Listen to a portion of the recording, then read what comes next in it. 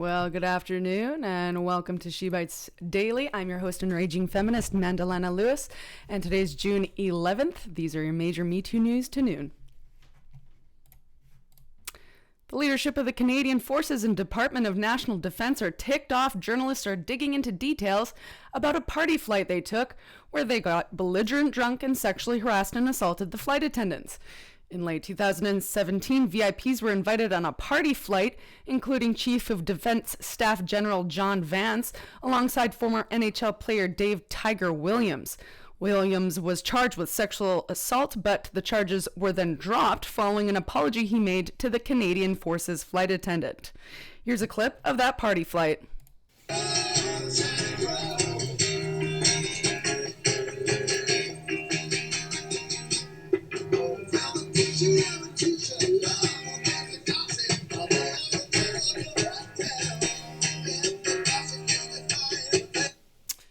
Only through documents released under the Access to Information Law were journalists from the Ottawa Citizen able to have access to all of the hidden information. Information that includes the name of 20 individuals from Deputy Minister Jody Thomas and General Vance to senior levels of the DND, who all wrote letters of complaint to the Ottawa Citizen for ousting information about the party flight.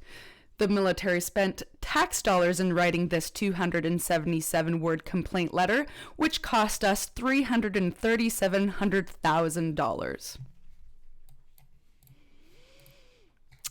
MPs in the UK are calling for a ban on gagging clauses used by employers to silence survivors of sexual abuse.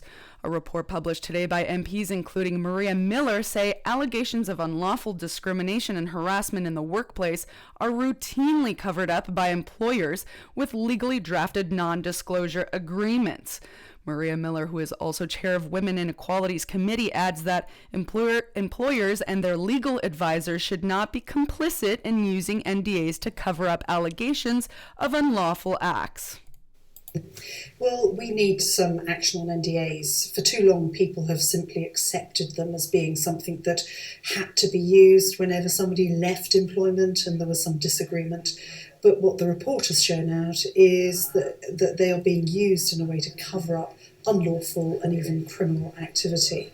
So what our report is calling for very clearly is to have a long-term mission to get rid of NDAs altogether.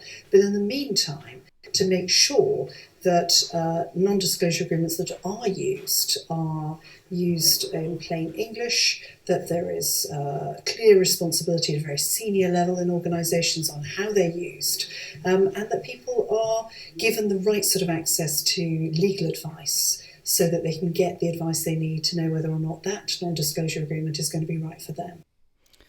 In March of 2018, the Solicitors Regulation Authority made a bold statement to lawyers, warning them of the serious repercussions they could face by using NDAs to stop survivors of sexual assault from speaking out.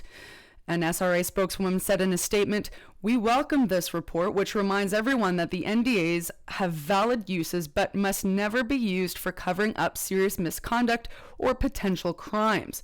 We have been clear with the profession about our expectations and will take action against solicitors who fall short of the standards we set," he adds. "We look forward to working with others on the next steps."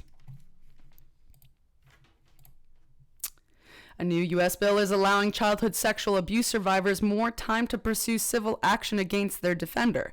Governor Doug Ducey signed a bill on May 28th that states survivors no longer have to wait until their 20th birthday to file a lawsuit against their predator. Now the bill allows them to come forward up until the age of 30. Which is ridiculous.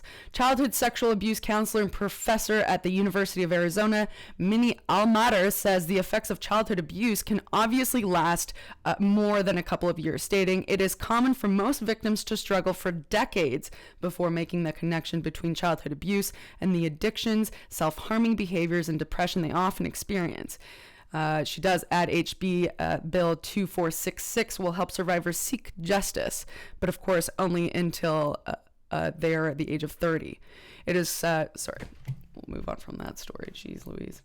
It is currently 19 degrees in Victoria, partly cloudy with highs of 23, lows of 14, and a revolution on the horizon.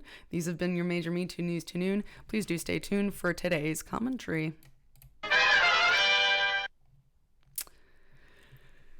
I have been pushed to sign an NDA at WestJet after I reported being sexually assaulted by a pilot. I know other women at WestJet who have also gone through the same thing and continue to sign NDAs at the company in order to silence them from speaking up about their sexual abuse. I know women from other airlines and indeed from across the Canadian and US work sectors. They've all been coaxed to sign NDAs and we're not willing and have paid the price of being the target. So NDAs are used as silencing weapons against women in this Me Too era in order to protect the entity or company who are covering up rampant sexual abuse or rape culture. As I've said before and will continue to say, speaking our truth and telling our stories is the patriarchy's biggest threat.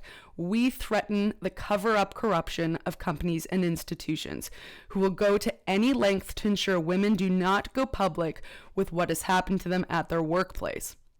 There are no lawyers present when women sign these NDAs.